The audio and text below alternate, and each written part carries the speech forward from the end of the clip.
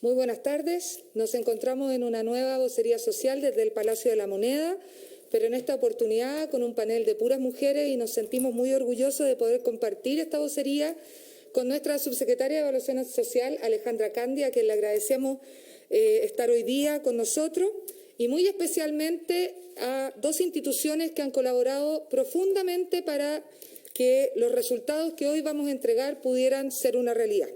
Voy a saludar primeramente a Claudia Mojica, quien es la representante del PNUD en Chile. Muchas gracias por estar hoy día. Y a nuestra directora del INE, Sandra Quijada, quien también ha sido fundamental para que hoy día podamos entregar los resultados de la primera encuesta social COVID-19 en nuestro país. Hoy se cumplen exactamente 6 meses del primer caso confirmado COVID en Chile. Y obviamente es momento de analizar cómo esta pandemia sanitaria nos ha afectado profundamente, y no solamente desde el punto de vista de la salud de las personas, sino desde el punto de vista social. ¿Cuál ha sido el impacto de estas semanas y meses tan complejas que han afectado a las familias en materia sanitaria, en materia de ingresos, en materia de trabajo? ¿Y cuáles han sido los instrumentos que hemos podido utilizar para identificar estos problemas, para poder diagnosticarlos de mejor manera y poder entender cuáles son los desafíos que se nos vienen hacia adelante? Esta encuesta social COVID, la primera encuesta social COVID, lo que busca es caracterizar todos los efectos socioeconómicos de esta crisis sanitaria y social, para que podamos, como insisto, tener este diagnóstico, pero a la vez saber cuál es la hoja de ruta hacia adelante y cuáles son los desafíos que nos vamos a enfrentar en los próximos meses.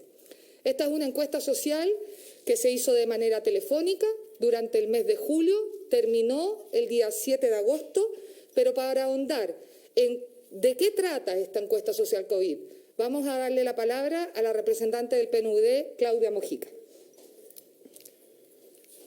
Muchas gracias, ministra. Quisiera hacer un saludo muy especial a la ministra de Desarrollo Social y Familia, Carla Rubilar. También saludar a la directora nacional del INE, Sandra Quijada, y a la subsecretaria de Evaluación Social, Alejandra Candia. Y si me puedo también permitir una observación personal, es un honor y un agrado acompañar este impresionante grupo de mujeres líderes de Chile. Para el Programa de las Naciones Unidas para el Desarrollo, es realmente un privilegio acompañar este lanzamiento, que se enmarca en un trabajo de larga data de nuestra oficina, acompañando a las autoridades y los equipos técnicos del Estado chileno. Buscamos apoyar en el diseño, la implementación, el monitoreo y la evaluación de políticas públicas que representen soluciones integrales a los complejos desafíos del desarrollo sostenible. Estos esfuerzos cobran hoy aún más relevancia. Nos encontramos ante una pandemia de alcance mundial que requiere de soluciones efectivas y oportunas por parte de los Estados. COVID-19 ha generado una crisis sanitaria, pero también socioeconómica. Es en suma una crisis de desarrollo humano, a la cual el secretario general de Naciones Unidas se ha referido como una crisis humana sin precedentes. Por eso quisiera poner en realce el trabajo colaborativo realizado por las 3 instituciones que estamos aquí representadas.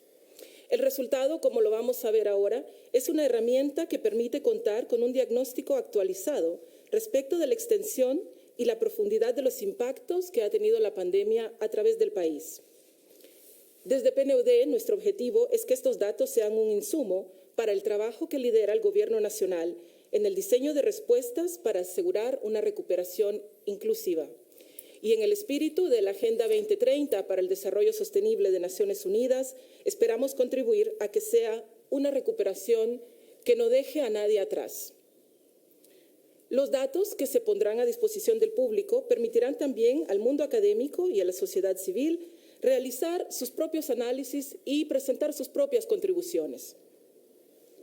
Los resultados que arroja esta encuesta muestran que el impacto de la pandemia es transversal y afecta a los hogares a todos los niveles de ingreso. pero también muestran que los impactos interactúan con desigualdades existentes, por lo que los hogares de menores ingresos se muestran particularmente vulnerables a los efectos socioeconómicos de la pandemia y, por lo tanto, también a sus consecuencias de mediano plazo durante la etapa de recuperación. Los datos también muestran que la pandemia y sus efectos han golpeado fuertemente a los grupos de ingresos medios.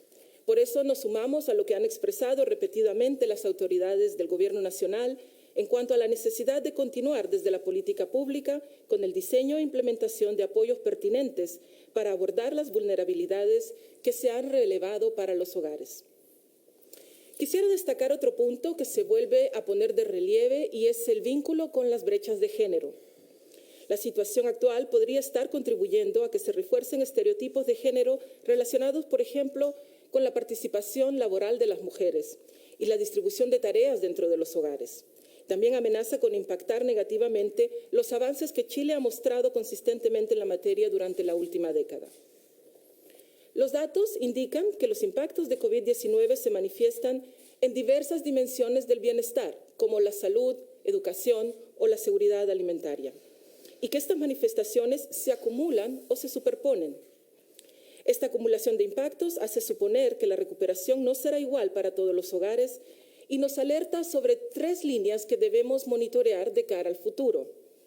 Los efectos sobre el nivel de desarrollo humano, un desarrollo humano alto que ha alcanzado Chile, los efectos sobre el avance de la Agenda 2030 y los objetivos de desarrollo sostenible en el país, y los particulares impactos sobre las mujeres y los hogares con presencia de niños, niñas y adolescentes. El administrador del PNUD, Achim Steiner, nos ha instado a trabajar como parte y en conjunto con todas las agencias del Sistema de Naciones Unidas en Chile, atendiendo 3 grandes líneas: apoyar la respuesta de salud, fortalecer el manejo y la respuesta a la crisis y abordar los impactos sociales y económicos de la pandemia. Es nuestra convicción que las acciones y políticas públicas que emanen de esta coyuntura inédita para Chile y para el mundo deben ser concebidas con la perspectiva de reconstruir mejor, avanzando hacia un país más igualitario que impulse cada vez más el crecimiento y el bienestar de su población y la construcción de una sociedad más inclusiva y sostenible para todas y todos. Agradecemos muy sinceramente a las autoridades aquí presentes la confianza que han depositado en el PNUD para apoyar este tan importante proceso. Muchas gracias, ministra, muchas gracias. Muchas gracias, Claudia. Y para conocer más de la metodología de la encuesta, a qué hogares llegamos, vamos a darle la palabra a Sandra Quijada de nuestro INE. Hola, muy buenos días a todos y todas. Ministra, muchas gracias por la invitación. También saludar a Alejandra y a Claudia. Bien, nosotros como INE tenemos una larga historia con el Ministerio de Desarrollo Social y Familia a través de la encuesta CACEN, donde hemos trabajado muy estrechamente en todo lo que tiene que ver con los aspectos metodológicos y las mejoras que requieren la entrega de datos de calidad para la buena toma de decisiones y muy informadas de política pública. En esta ocasión, cuando llegamos a la conversación de cómo podíamos realizar un levantamiento de información que nos permitiera saber cuál era el efecto de la pandemia sobre los hogares chilenos, en conjunto con el PNUD, por supuesto, pusimos toda nuestra experiencia ganada ya en los meses previos en el cambio metodológico de la Encuesta Nacional de Empleo. Esto quiere decir que nos abocamos a trabajar en un diseño que fuera representativo a nivel nacional y también por macrozonas, que nos permitiera dar indicadores a esos niveles. Sin embargo, la distribución de la muestra es en todas las regiones del país, lo que permite, ¿cierto?, tener certeza de que los datos que estamos obteniendo son datos de calidad. Entonces, en esa línea, ¿cierto?, el cambio metodológico que se produce a raíz de la pandemia, ¿cierto?, la adaptación de los procesos de levantamiento de datos, permiten que nosotros hagamos un mejor trabajo de lo que ya veníamos haciendo en nuestros propios proyectos e incorporamos en nuestra agenda de estadísticas habituales este proyecto tan importante para poder determinar qué es lo que estaba pasando con los ingresos de los hogares y cuál era su situación respecto de algunos temas de calidad de vida. Si bien nosotros como Instituto Nacional de Estadísticas ya nos habíamos hecho cargo muy levemente respecto de qué estaba pasando en términos cualitativos con los ingresos de las familias a través de la Encuesta Nacional de Empleo, esto requería un análisis mucho más profundo. Por tanto, aquí hicimos una muy buena alianza donde nosotros como institución, ¿cierto?, colaboramos en los temas metodológicos, trabajamos en el instrumento en conjunto con el PNUD y el equipo técnico del Ministerio de Desarrollo Social. Nosotros entregamos el diseño muestral, como ya les decía, a través de un muestreo nacional distribuido en todas las regiones, con una muestra telefónica, pero que está perfectamente georreferenciada. Eso quiere decir que nosotros, cada teléfono que tomamos para la muestra, sabemos dónde está, cuál es su ubicación geográfica, y eso a través de la información que nosotros hemos estado manejando como institución. Eso hace la diferencia con otras encuestas telefónicas que nos permite mejor calidad. Entonces, tenemos estos 4.500 hogares distribuidos, ¿cierto?, a nivel nacional, y que tienen esta representatividad nacional y por macrozonas. Así que toda la experiencia que se ha ganado en esta encuesta, ¿cierto?, va a permitir también poder apoyar desde nuestra vereda, ¿cierto?, todo el levantamiento que va a venir en la encuesta Casena final de año, ¿cierto?, que ha sido también soportado y apoyado por otros organismos internacionales como la CEPAL, ¿cierto?, que nos ha prestado mucha ayuda respecto de recomendaciones metodológicas, también la OIT, también CELADE, ¿cierto?, y por supuesto el PNUD que nos acompaña hoy. Muchas gracias, Sandra. Y tal como dice Sandra, recordar que vamos a tener encuesta CACEN, donde vamos a tener que pedirle a los hogares que nos ayuden abriendo la puerta cuando sea necesario y contestando el teléfono cuando sea necesario también. De eso va a depender muchas políticas públicas. Y si les parece, vamos a los resultados que ha significado esta pandemia COVID, que ha sido definida como una crisis humanitaria sin precedentes. ¿Qué ha pasado en Chile? Vamos a ver la primera lámina de esta encuesta social. Y lo primero que vamos a ver es cómo han variado los ingresos respecto de antes de la pandemia en los hogares. Si podemos ver ahí, nos vamos a encontrar de que un 59,4% de los hogares, esta es una encuesta que está basada en hogares, a una excepción nomás que la vamos a nombrar más adelante, y dice que el 59,4% de los hogares dice que disminuyeron sus ingresos comparados con antes de la pandemia. Si vamos a un pequeño zoom, ¿a qué se refiere con la disminución de esos ingresos? Nos vamos a encontrar que el 27,7% de esos hogares dice que ha disminuido sus ingresos en más de la mitad. Si podemos hacer un análisis, nos vamos a encontrar con que el 44,6% de los hogares nos refieren en esta encuesta que disminuyeron sus ingresos en la mitad o más de la mitad. Si seguimos avanzando en la encuesta, nos vamos a encontrar con que vamos a hacer un análisis que nos ha permitido ver la suficiencia percibida de estos ingresos en el hogar, antes y después de la pandemia. En ese sentido, vamos a encontrarnos con una definición que se llama si les alcanza o no les alcanza. Si les alcanza significa que las respuestas de que les alcanza bien, sin dificultades, más les alcanzó justo sin dificultades. Eso está definido como les alcanza. Como no les alcanza, está definido con las respuestas que dijeron no les alcanza con algunas dificultades o no les alcanzó y tuvieron graves problemas. Y ahí cuando nos vamos a mirar las respuestas de esta encuesta, nos encontramos con números bastante decidores. El 83,5% de los hogares antes de la pandemia decía que les alcanzaba. Después de la pandemia nos acercamos al 51,2%. En el caso de no les alcanza, antes de la pandemia, solo el 16,5% de los hogares decía que no les alcanzaba.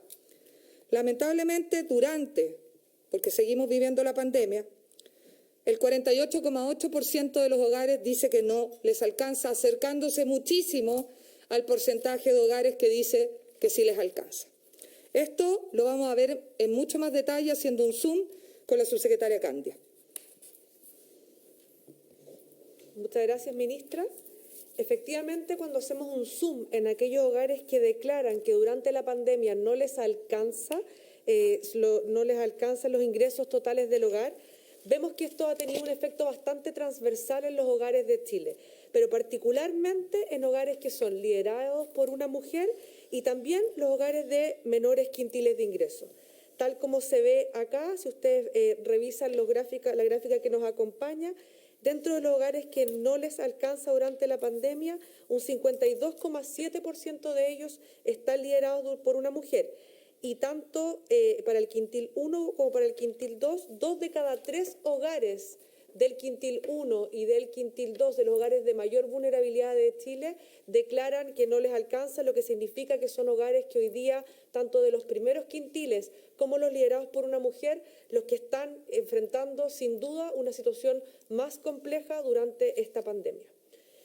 Y si vemos aspectos laborales, que es la lámina que sigue, de los efectos laborales, algo que ya hemos venido viendo, ¿cierto?, en las encuestas de empleo que han aparecido durante estos meses, efectivamente también vemos acá que existe un efecto en la disminución de personas ocupadas durante la pandemia, que afecta a un 38,4% de los hogares encuestados a nivel nacional y también en mayor medida a hogares donde hay jefatura femenina, donde son liderados por una mujer, y a hogares de los 2 primeros quintiles de ingresos, donde esto se acerca a la mitad de los hogares donde existen personas que personas que tienen situación de ocupación. Y efectivamente, cuando nos vamos a una situación aún más detallada y preguntamos respecto a hogares que no tienen ahora, durante la pandemia, ninguna persona ocupada en el hogar, esto se ve claramente un efecto. Estamos hablando que cerca del 30% de los hogares de nuestro país, 27,4%, durante la pandemia no tiene ninguna persona ocupada en su hogar, porcentaje que solo era un 13,9% previo a la pandemia. Este porcentaje es mayoritario en hogares con jefatura femenina con respecto a los que son de jefatura masculina, y por cierto, estamos hablando que cerca de un 40% de los hogares de los primeros 2 quintiles de ingreso de la población nacional no tendría o declara no tener ninguna persona ocupada durante la pandemia, lo que sin duda es bastante preocupante y se condice con la situación que ya veníamos viendo en las encuestas de empleo que han aparecido en estos meses en nuestro país. La ministra va ahora también a ahondar en otros aspectos que abordamos en esta encuesta, particularmente en las estrategias económicas que han realizado los hogares para poder enfrentar las dificultades que estamos viendo. Como ustedes han podido ver, el impacto ha sido importante y los hogares obviamente han tomado estrategias para poder enfrentar esta situación tan adversa, y consultamos en la encuesta social COVID qué estrategias económicas habían realizado los diferentes hogares y nos encontramos con que están englobadas en 3: reducción de activos, adquisición de deuda y nuevas fuentes de ingreso. Cuando vamos a definir qué es reducción de activos, nos vamos a encontrar con que es vender bienes, ya sean autos, electrodomésticos, vender propiedades o arrendar propiedades, incluso artículos que le han servido para trabajar. Y aquí también en esta categoría de reducción de activos está todo lo que es el ahorro personal, que recordemos que en nuestro país sigue siendo el ahorro personal una cantidad baja de presencia en los hogares. El segundo tema de estrategia económica usada es la adquisición de deuda, y aquí tenemos obviamente el pedir un préstamo o un crédito. Esto puede ser pedido a un familiar, a un conocido, o también acceder a una entidad financiera, ya sea bancaria o de otro tipo, para una tarjeta de crédito, comercial o la línea de crédito. Y las nuevas fuentes de ingresos son todas aquellas nuevas actividades que realiza ese hogar para poder tener ingresos nuevos. Esas son las 3 estrategias que se refirieron en esta encuesta. Y si nos vamos a hacer una revisión ya por quintil de hogar, es decir, cómo, dependiendo de la cantidad de ingresos de cada hogar, se comportan estas estrategias, nos encontramos con el primer gráfico, que está en amarillo, que habla de la reducción de activos, que les recuerdo es la venta, ¿no? La venta de bienes de propiedades, de la venta de electrodomésticos u otros, y el ahorro, el 53,7% ocupó esa estrategia. Si nos vamos al rosado, nos encontramos que el 40% de los hogares ocupó la estrategia de endeudarse, de alguna forma. Y el 23% ocupó la estrategia de nuevas fuentes de ingresos. Si hacemos una revisión de la mezcla de estas estrategias, que haya ocupado alguna de ellas, nos encontramos que casi el 70% de los hogares, 2 de cada 3, más de 2 de cada 3, ocupó alguna de estas 3 estrategias para enfrentar la pandemia. Si nos vamos aún más al zoom de la deuda, ¿no es cierto?, entendiendo de que el ahorro de los hogares en este país todavía sigue siendo bajo, por lo tanto tenemos que ir a ver esta estrategia de deuda, los hogares que se endeudaron. Nos encontramos con que el 27,3% ocupó el pedir un préstamo de familiares o conocidos. Ustedes se van a dar cuenta que en los quintiles más vulnerables es donde más se ocupa esta estrategia, que va disminuyendo en la medida que aumentan los ingresos de las familias. ¿Qué otra estrategia al respecto de endeudamiento se ocupó por los hogares? El 13,1% de los hogares ocupó el retirar dinero, el retiro en efectivo de una tarjeta de crédito, ya sea bancaria, o también de consumo. De otras formas, cuando las personas no pueden acceder a las entidades del mercado financiero habitual. Y el préstamo propiamente tal de la entidad financiera, el 9,8%. Y como podemos ver en estas dos últimas análisis de barra, nos encontramos obviamente que hay una característica que es común. En la medida que los quintiles son más vulnerables y vamos avanzando hacia quintiles de mayor ingreso, el acceso al mercado financiero, es decir, la posibilidad de pedir préstamos y créditos en entidades aumenta. Hay claramente una diferencia en lo que es el acceso al mercado financiero dependiendo del quintil de los hogares de las familias. Y ahí, obviamente, se genera la reducción de gastos de los hogares como una estrategia y sobre eso va a ahondar la subsecretaria Candia. Muchas gracias, ministra. Efectivamente, también ahondamos en esta encuesta respecto a estrategias de reducción de gasto por parte de la familia. Y sin duda las que más llaman la atención y que son aquellas que más se ven con mayor preponderancia en la gráfica que nos acompaña, es que los hogares mayoritariamente hicieron una estrategia de reducción de gastos en alimentos y de gastos, ¿cierto?, en lo que tiene que ver con el pago de los servicios básicos. Y si ustedes también ahondan en esas dos categorías, se puede ver que en mayor preponderancia predomina esta estrategia en los hogares de mayor vulnerabilidad socioeconómica. También se ve con menor preponderancia estrategias de reducción de gastos en arriendo de dividendos, en materia educacional, en materia de salud, que implica, por ejemplo, dejar de hacerse exámenes, de comprar medicamentos o de ir a consultas médicas, tema que también ahondaremos, y también respecto al pago de deudas. Pero sin duda, en esta gráfica, la estrategia de reducción de gasto en alimentación y reducción del gasto en servicios básicos, preponderantemente en los primeros quintiles, es aquella que tiene mayor relevancia. La lámina siguiente, ahondamos también en la pregunta a los hogares respecto a si habían recibido ayuda alguna en bienes o en dinero por parte del gobierno de los municipios, y aquí vemos que cerca de 4 de cada 10 hogares declara haber recibido este tipo de ayuda, y preponderantemente referente a hogares que son liderados por mujeres y también hogares pertenecientes a los primeros 2 quintiles de ingresos, donde esta respuesta llega a cercana al 60% de los hogares. Ministra, le cedo la palabra. Todos estos análisis que podemos hacer de los resultados de la encuesta COVID social finalmente impactan fuertemente en la calidad de vida de nuestros hogares, y ahí tenemos la siguiente lámina donde nos vamos a poder dar cuenta de que esto tiene un gran impacto, tiene una gran consecuencia en la calidad de vida de las personas de nuestro país y de sus familias y hogares. Y en ese sentido, ¿dónde están principalmente enfocadas esas consecuencias? Primero, en la postergación en salud; segundo, en la inseguridad alimentaria; tercera, en los cambios educacionales; y cuarto, en salud mental. Si ahondamos en efectivamente la postergación en salud, nos vamos a encontrar con que el 65,6% de los hogares vio una postergación en salud. ¿Qué es una postergación en salud? La anterior, por favor. ¿Qué es una postergación en salud? Una postergación en salud es suspender o postergar las consultas médicas o tratamientos porque el centro de salud suspendió la hora, suspender o postergar las consultas médicas o tratamientos por temor al contagio, y suspender o postergar las consultas médicas o tratamientos por cualquier otra razón. En el caso de la inseguridad alimentaria, que como ustedes pueden ver, un 12.4% de los hogares un 19.4% de los hogares refirió inseguridad alimentaria. Esto es, y ojo aquí, que los hogares presenten inseguridad alimentaria moderada a severa. ¿Qué es esto? Falta de acceso físico, social y o económico a alimentos suficientes, inocuos y nutritivos. Es decir, el 19.4% de nuestros hogares refiere tener dificultades al acceso de los alimentos, lo cual es extremadamente alto.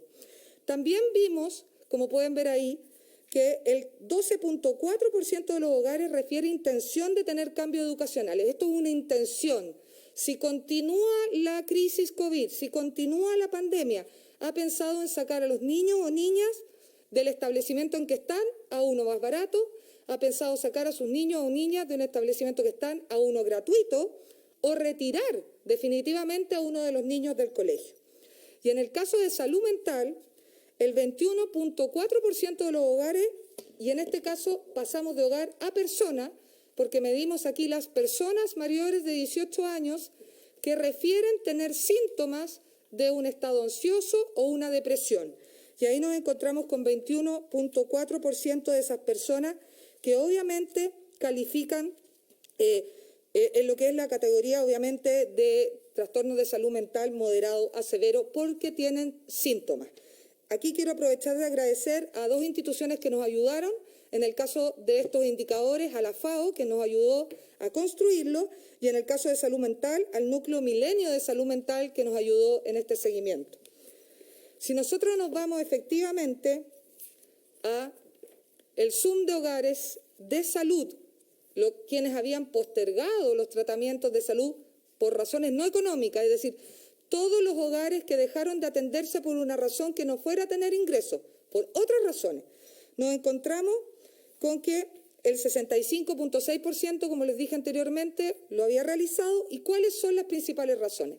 El temor al contagio, en un 43.2%, puede ser en el trayecto o puede ser en el mismo centro de salud, como también que el centro de salud suspendió la hora y no pudo acceder, un 38.5%. El 5.5% otra razón. Pero es importante decir, cuando uno hace un zoom en estas dos barritas, se encuentra que el temor al contagio, es decir, que yo en el traslado para allá me pueda enfermar, que si yo tengo contacto con otras personas en el centro de salud me pueda enfermar, es bien transversal a todos los quintiles. Pero si yo me voy al zoom del centro de salud que suspendió la hora, efectivamente suspenden en todos los quintiles, pero la suspensión de hora en los hogares de menos recursos, más vulnerables, es mayor. Por lo tanto, ahí también hay una mayor vulnerabilidad en el acceso a la salud. Vamos a avanzar en la inseguridad alimentaria, que como les decía, más del 19% de nuestros hogares refiere tener dificultades de acceso a la alimentación segura, nutritiva, y de eso va a ahondar la subsecretaria Candia. Gracias, ministra. Efectivamente, 1 de cada 5 hogares de los hogares encuestados a nivel nacional ha experimentado durante la pandemia problemas de inseguridad alimentaria moderada a severa.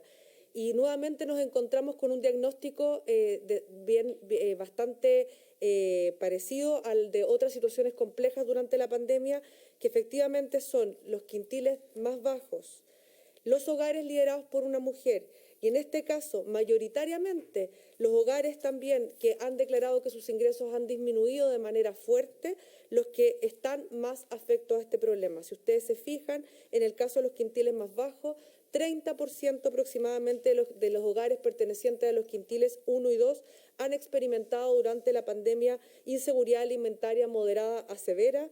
En el caso de los hogares liderados por mujeres, 22,1%, y en el caso de aquellos hogares que en las preguntas previas declararon una disminución sustantiva de sus ingresos, estamos hablando que un 25,2% de ellos presenta o experimenta inseguridad alimentaria moderada a severa, de acuerdo al indicador que, tal como señaló la ministra, nos ayudó a construir la FAO.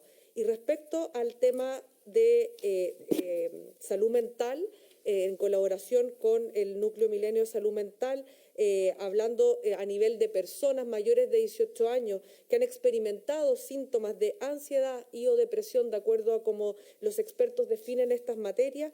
Si bien también hablamos acá de 1 de cada 5 personas mayores de 18 años que ha experimentado estos síntomas, también vemos que se ven con mayor preponderancia en los hogares de quintiles más bajos, en los hogares liderados por una mujer y en gran preponderancia en también los hogares que declararon en las preguntas previas haber disminuido sus ingresos de manera considerable. Ministra. Vamos a avanzar a la siguiente lámina, que es probablemente la conclusión y el resumen de lo que podemos nosotros diagnosticar con esta encuesta social COVID. Esta encuesta ha sido vital y por eso volvemos a agradecer la colaboración del PNUD, del INE, de la FAO, del Centro Milenio de Salud Mental, porque con esta encuesta, esta primera encuesta, estamos profundizando en el diagnóstico de la crisis. Como está definido anteriormente, nos hemos encontrado con que afecta transversalmente a todas las familias, a todos los hogares, independiente del estrato socioeconómico en el quintil en que se encuentren, pero probablemente las familias, los hogares de menos ingresos han sido más vulnerables, lamentablemente, a los efectos de esta pandemia sanitaria y social. Principalmente, y queremos hacer énfasis, en las jefaturas de hogar que son lideradas por mujeres y en los hogares con niños. En ese sentido, esta es el resumen, la lámina resumen probablemente de lo que podemos entregar de esta encuesta social COVID, y nos encontramos con que los hogares que se encuentran afectados por las siguientes situaciones son los siguientes. El 65.6% de nuestros hogares refieren haberse visto con una complicación de su calidad de vida en postergación en salud por razones no económicas. El 54.6% de los hogares ha dicho que ha debido reducir gastos en alimentos. El 53.7% de los hogares refiere que debió reducir los activos. Recuerden, ahí está la venta o arriendo de propiedades, implementos y también el uso del ahorro. El 44.1% de los hogares refiere que tuvo que reducir sus gastos en servicios básicos. El 40% de nuestros hogares refiere que tuvo que endeudarse. El 40% refiere que tuvo que endeudarse. El 33.6% dijo que tuvo que reducir sus gastos en salud. El 19.4%, y hacemos un hincapié aquí, ha referido que tuvo dificultades de algún tipo para acceder a alimentos de calidad. El 18.2% de los hogares refirió que tuvo que reducir sus gastos en educación. El 12.4% de nuestros hogares nos dijo que había tenido intención, si la pandemia y la crisis continuaba, de hacer cambios educacionales referidos como cambiar a sus niños a un colegio más barato, a un colegio gratuito o incluso sacarlo. Y un 10.4% dejar de pagar el arriendo y o dividendo. Lo cierto es que a 6 meses del primer caso confirmado de COVID-19 en Chile y habiendo implementado una red de protección social que hemos ido construyendo entre todos, que está financiada por un 11.4% del PIB de nuestro país, probablemente la inversión en materia económica más alta de toda la región de América Latina, y a pesar de haber llegado a una cantidad importante de familias, haber invertido en plataformas, en herramientas para proteger el empleo, para no llevarnos al desempleo más grande en los últimos 34 años, llegar a más de 7.600.000 familias personas a través del IFE, a más de 1.600.000 personas a través del bono clase media, el bono más grande que hemos entregado en la historia de nuestro país. Lo cierto es que lo que hoy día nos encontramos es, tal cual como se dijo al inicio, una catástrofe humanitaria sin precedentes y que tenemos que ser capaces de seguir enfrentando. ¿Cómo la seguimos enfrentando? Va a depender probablemente de herramientas como esta que nos permitan hacer un buen diagnóstico y que nos permitan ver cuáles son los desafíos que seguimos teniendo hacia adelante. Yo quiero darle la palabra a Claudia y a Sandra para hacer una reflexión final. Muchas gracias, ministra. Creo que la presentación de estos datos reiteran lo que habíamos hablado al principio, la extensión de cómo han sido los efectos de no solamente el COVID, porque están los efectos sobre la crisis sanitaria, pero los efectos socioeconómicos. Muy importante lo que se ha mencionado, la oportunidad que se da para que podamos abordar, acompañando los esfuerzos del Gobierno nacional, no solamente los efectos de la pandemia, pero tener esta mirada de reconstruir mejor. Desde Naciones Unidas estamos acompañando justamente el avance sobre los objetivos de desarrollo sostenible y hemos visto cómo muchos de ellos han sido destacados aquí. El objetivo de reducción de desigualdades y de igualdad de género creo que ha quedado claramente demostrada su importancia. Reiteramos desde el PNUD, como parte del sistema de Naciones Unidas en Chile, nuestro compromiso a seguir apoyando estos esfuerzos nacionales. Muchas gracias. Sandra. Gracias, ministra. Por el lado del INE, básicamente refrendar nuestro rol de coordinación en términos de metodología para el levantamiento de información de calidad para las políticas públicas. Y en ese sentido también nuestro compromiso de seguir apoyando al Ministerio, tanto en este instrumento como en cualquier otro que se requiera, dado que este periodo que estamos viviendo requiere de información oportuna.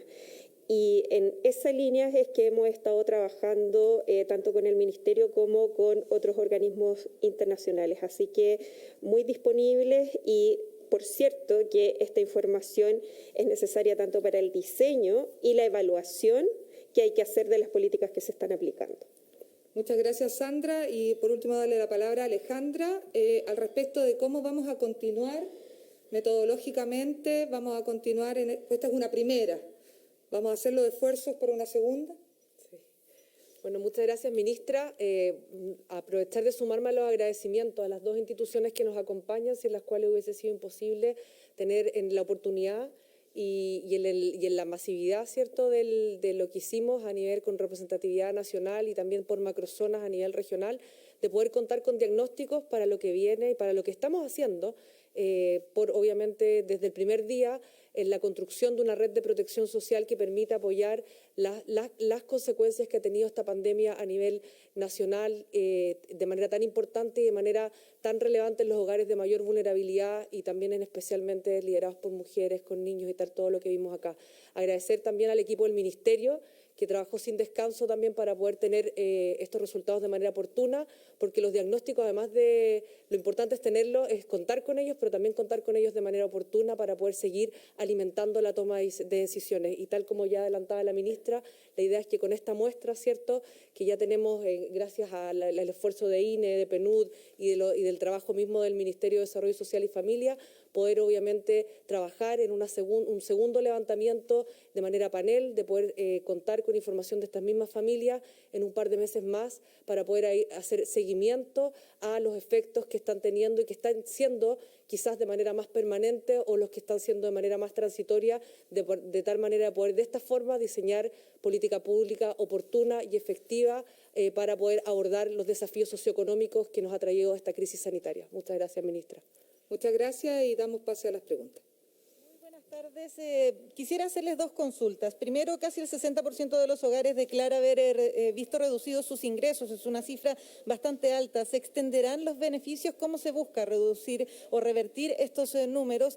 Y en una segunda pregunta, si se puede detallar cuáles son los estratos económicos que tienen más problemas. Sí, muchas gracias. Sobre la segunda pregunta lo va a detallar la subsecretaria Candia. No obstante que cuando nosotros llegamos a un acuerdo transversal, que agradecemos obviamente a nuestros parlamentarios y también a los parlamentarios de oposición, de un financiamiento, un fondo de $12.000 millones por 24 meses, lo que dijimos es que teníamos que hacernos cargo de una crisis que iba a durar más de lo esperado y que teníamos que estar con capacidades de poder tener los ingresos, los recursos para poder generar las diferentes herramientas dependiendo de cómo evolucionara la pandemia. Y como somos unos convencidos de que vamos a continuar con esta pandemia hasta que no tengamos una vacuna que nos permita salir de ella, tenemos que ser capaces con estos recursos que están comprometidos poder llegar con las herramientas apropiadas a los segmentos apropiados. Y por eso es que es tan relevante esta encuesta social COVID, por eso es tan relevante hacer una segunda encuesta social COVID que nos permita ver si este golpe, si este shock es realmente transitorio o lamentablemente para los hogares probablemente más vulnerables, que siempre tienen menos oportunidades, se está convirtiendo en bastante más permanente. Y en ese sentido, este fondo lo que permite es ir convirtiendo estos recursos en diferentes herramientas dependiendo del momento, y es lo que vamos a ver pasar en los próximos meses en un trabajo mancomunado de políticas públicas. Sí decir que es muy relevante plantear de que la protección, que está fuertemente asociada a transferencias directas, ¿no? El bono clase media, el mismo ingreso familiar de emergencia, el bono COVID en su momento, también tienen que ir ahora de la mano con la recuperación económica, que debe ser profundamente social y una oportunidad para hacer mejor las cosas, con enfoque de género, con enfoque territorial, y poder recuperar esos empleos, 1.800.000 empleos, de una forma diferente y mejor. No hay política de protección mayor que un empleo estable, formal, bien pagado y que vaya aumentando en el tiempo, que tenga además mayores accesos a las mujeres, que haya más políticas de cuidado, y eso finalmente es lo que vamos a ir construyendo con estas herramientas de diagnóstico como la encuesta social COVID-19. Sobre el detalle, la subsecretaria Candia. Gracias, ministra. Bueno, efectivamente, tomándome lo que dice la ministra, el efecto que ha tenido en materia de empleo, algo que ya veníamos viendo en las encuestas de empleo que han aparecido en los últimos meses, ha sido de mayor efecto en los hogares de mayor vulnerabilidad. De hecho, si nos vamos a las cifras mismas, mientras cuando hablamos de qué hogares disminuyeron el número de personas ocupadas, 38,4% de los hogares a nivel nacional disminuyó el número de personas ocupadas en su hogar, porcentaje que llega a 52,5% en los hogares del primer quintil y 49,4% en los hogares del segundo quintil, lo que da cuenta del efecto que ha tenido en los hogares de mayor vulnerabilidad, donde obviamente las herramientas pueden resultar de mayor complejidad y sobre todo, tal como señalaba la ministra, probablemente de mayor dificultad de recuperación posterior.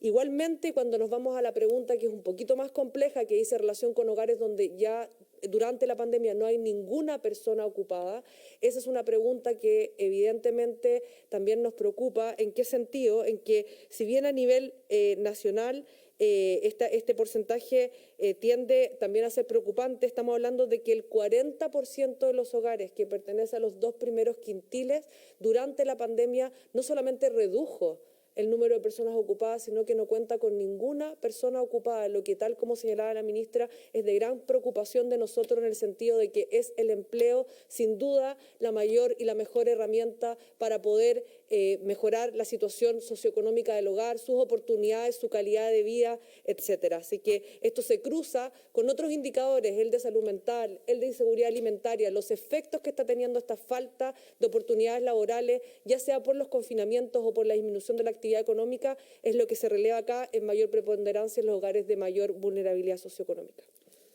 Muchísimas gracias. Con esto terminamos esta nueva vocería social que entregó los resultados de la primera encuesta social COVID. Vamos a tener una segunda y seguiremos trabajando sin descanso mientras haya algún hogar vulnerable, algún hogar que requiera que generemos una mejor red de protección social, como nos mandató el presidente Sebastián Piñera.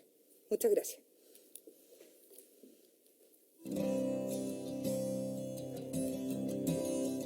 Transmitió el Gobierno de Chile. Agradecemos a los canales de televisión y radioemisoras que integraron esta red voluntaria.